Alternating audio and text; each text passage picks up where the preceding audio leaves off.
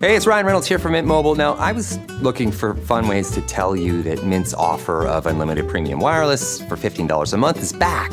So I thought it would be fun if we made $15 bills. But it turns out that's very illegal. So there goes my big idea for the commercial. Give it a try at mintmobile.com/switch. Upfront payment of $45 for 3-month plan, equivalent to $15 per month required. New customer offer for first 3 months only. Speed slow after 35 gigabytes if network's busy. Taxes and fees extra. See mintmobile.com.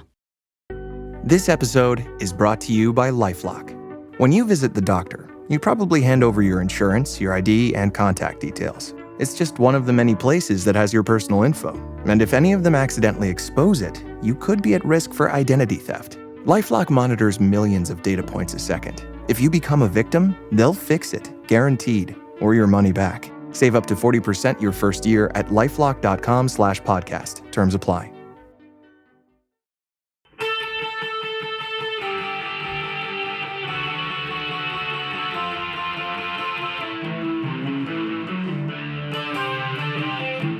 This is the Daily Blast from the New Republic, produced and presented by the DSR Network. I'm your host, Greg Sargent.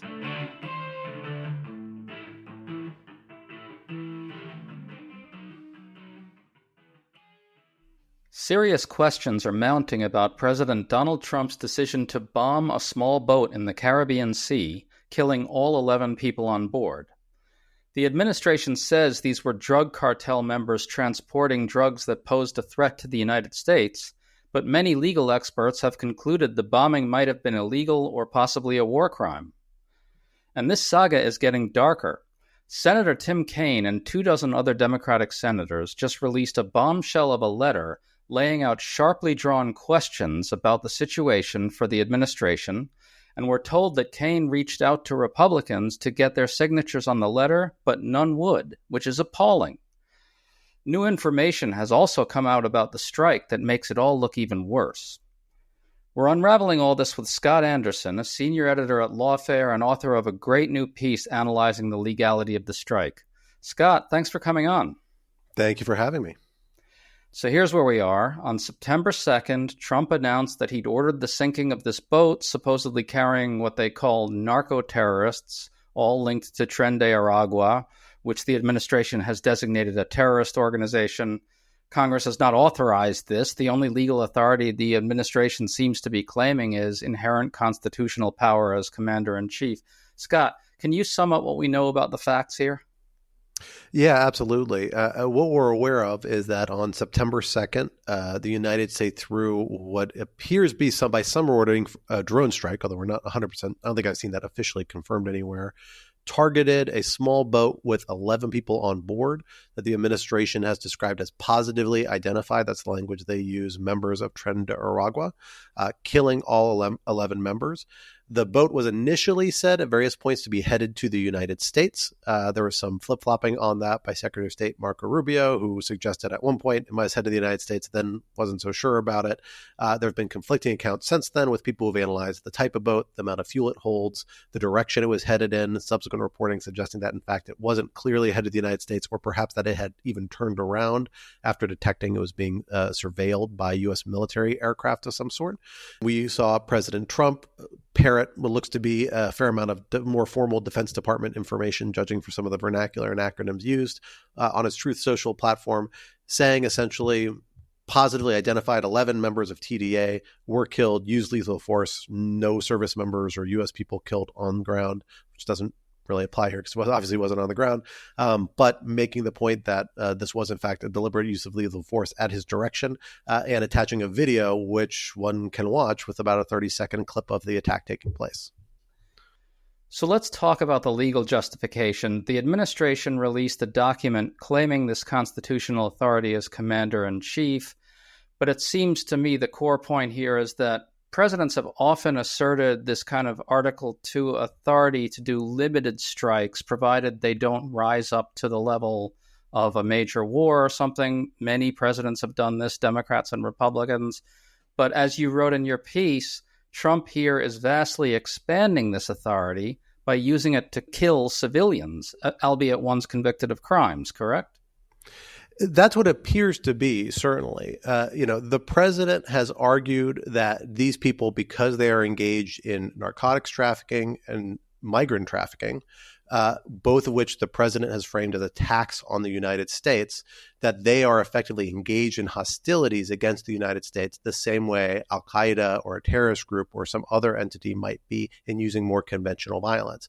But it's a really controversial view. That is not a view that international law generally, in the eyes of most of the countries in the world, would take, even as the United States usually applies international law in the context of armed conflict, which usually adopts more forgiving standards than much of the world. Even under those standards, it's a pretty novel proposition and a problematic one. And then perhaps most importantly, those standards in international law are actually pulled into U.S. criminal law. And there are U.S. criminal statutes that could apply to this sort of conduct overseas. There are usually implicit exceptions in them for actions that are legitimate acts of war, but it's not clear that these things fall within those because they are so far outside the zone of what is usually done in an armed conflict.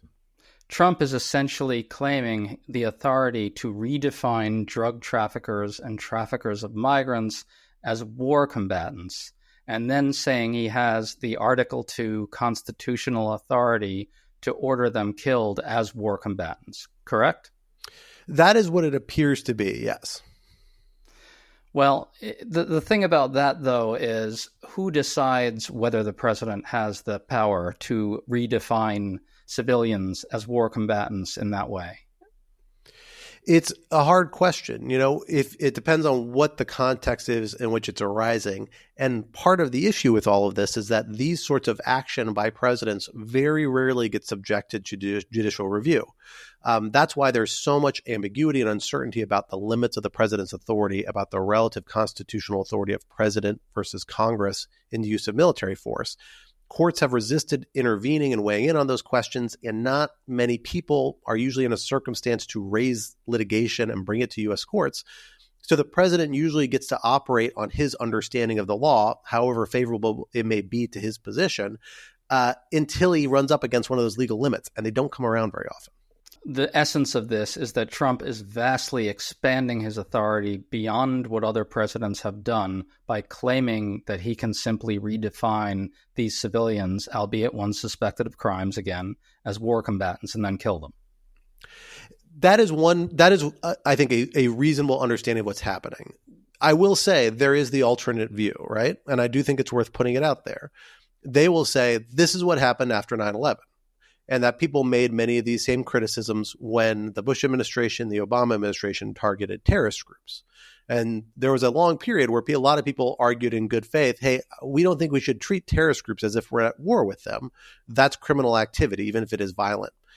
Most of the international community, I would say, and certainly the kind of consensus view of the United States and lawyers and policymakers in the United States, has grifted towards the view that, yeah, you can be in an armed conflict with a non-state armed group like Al-Qaeda, but that's because they are actively attacking you. They are actively using hostilities and violence against you. Right. On this boat, these guys are not waging war on the United States, whereas Al-Qaeda is waging war on the United States. Exactly. It's certainly not the way we've understood war to be in the past. The president's redefining what war is to say war can encompass the large-scale trafficking of narcotics and, again, migrants is also part of the rhetoric and statements he's said regarding Tren de Aragua. To stay up to date on all the news that you need to know, there's no better place than right here on the DSR Network. And there's no better way to enjoy the DSR Network than by becoming a member. Members enjoy an ad-free listening experience, access to our Discord community, exclusive content, early episode access, and more. Use code DSR2025 for a 25% off discount on sign up at thedsrnetwork.com/buy. That's code DSR2025 at thedsrnetwork.com/buy. Thank you and enjoy the show.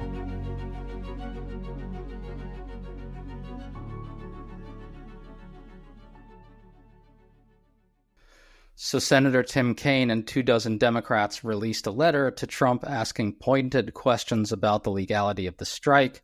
For instance, they asked, did the administration do a serious legal assessment of Trump's authority here? They asked, what intelligence did you have identifying these people as drug runners? They ask, what legal authority do you have to kill civilians, including ones suspected of crimes? And the senators say, did you analyze whether these military forces could simply have intercepted the boat, boarded it, and arrested those on board? Was there some reason you didn't do that, Mr. President? And so forth. Scott, what did you think of the questions in this letter?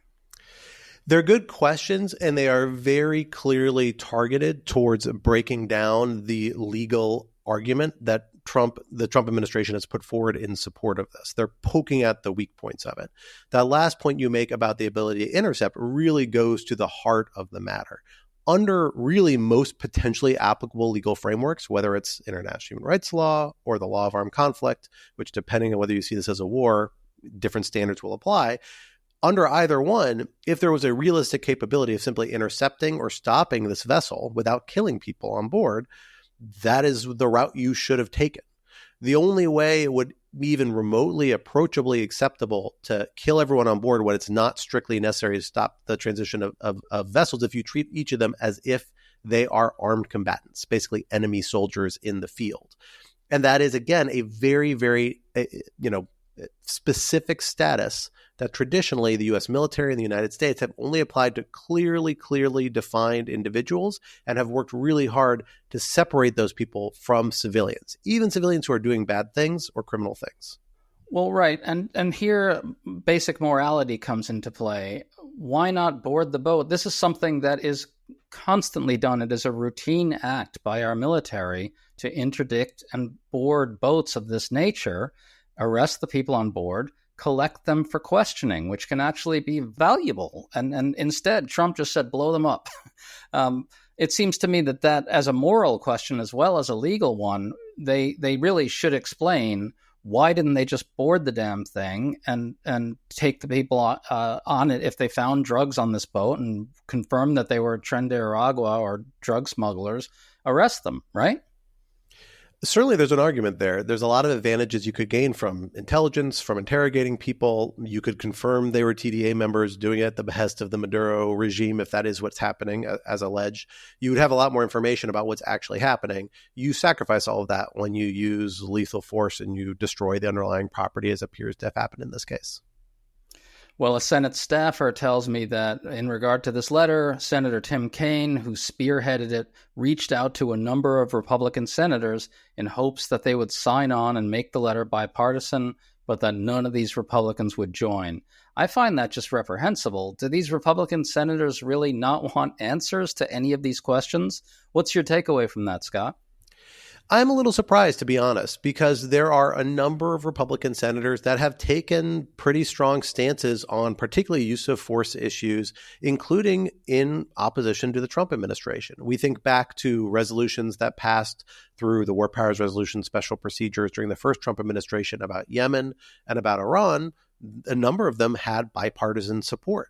And in this case, we've seen at least one Republican senator, Rand Paul, actually be really quite vocal in criticizing Vice President Vance and members of the administration for statements they made around this and been very critical of this action.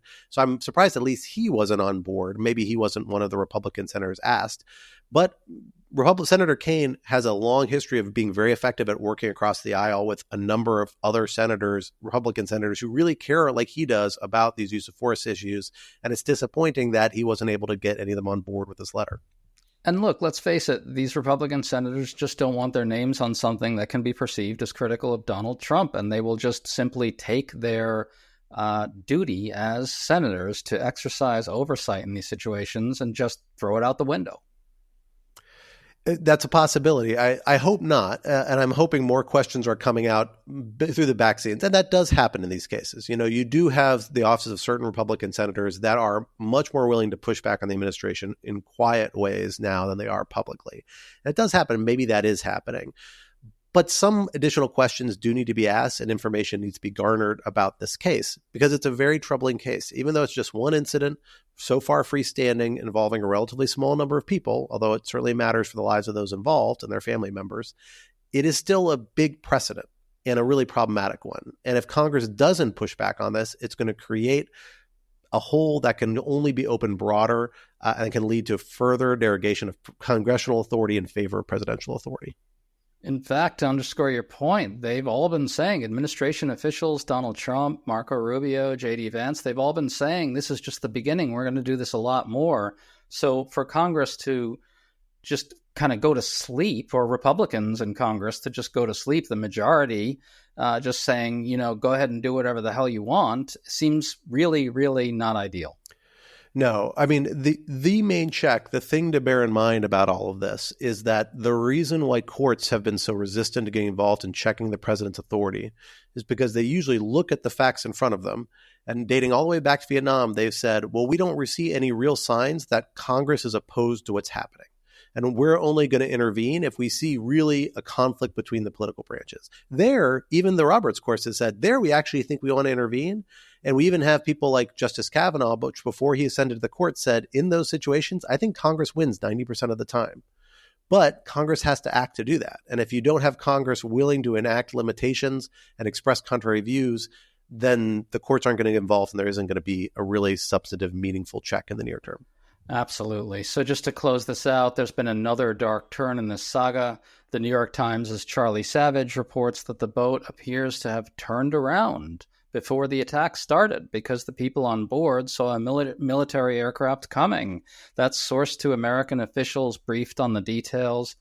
This badly undercuts the idea that a summary execution of these people in the Caribbean Sea was necessary. What in your view is the significance of that news? It's very significant because, again, if your argument is that these people were engaged in hostilities against the United States, they're threatening the United States with what they're doing, there has to be a proximate relationship between what they're doing and harm in the United States. If these were drugs not even bound for the United States, that relationship gets way, way, way more attenuated. Again, it's hard to say what exactly the legal argument the administration is relying on here. But for most of the ones they could rely on, most of the ones you can hypothesize and envision, this really undercuts them really quite badly. And it's, again, one of those big facts that it would be great to get Congress to drill down on and pin them down on so that they know in future cases the administration will exercise some constraint when they encounter circumstances like this and not see it as an open door. So where's this going? It seems to me that the administration is refusing to share intelligence detailing how they even know that these people were drug runners in Tren de Aragua in the first place. You've got the majority in both houses of Congress essentially shrugging at this news. Are we going to ever get any insight into what actually happened here? It's a good question. I will say diligent reporting, congressional oversight, and frankly, often discontent among the military and the executive branch in these sorts of cases often does lead to information coming out, as we're already beginning to see. We know a lot more about what happened now than we did a week ago, and we're going to know more a week or two from now. For us from the outside, it is going to be unconfirmed reports. We're not going to have a 100% clear picture. We're going to have more facts. That's going to put more pressure on the administration to actually address what happened and provide an actual more satisfying narrative. Maybe they never will, and they'll never feel the political pressure to do that, but that's going to undermine their potential support for this action in the future, I think. So we see pushback. There are mechanisms in place here, but they're long-term trends. If the president wanted to do this tomorrow, could he? Yes, he could do the exact same thing again. And that's not going to change until you see legislative action of some sort or some other congressional action that prods the courts into play to start setting some constraints on president's authority or someone else's authority. Scott Anderson, thanks for coming on, man. That was really enlightening stuff. Thanks for having me.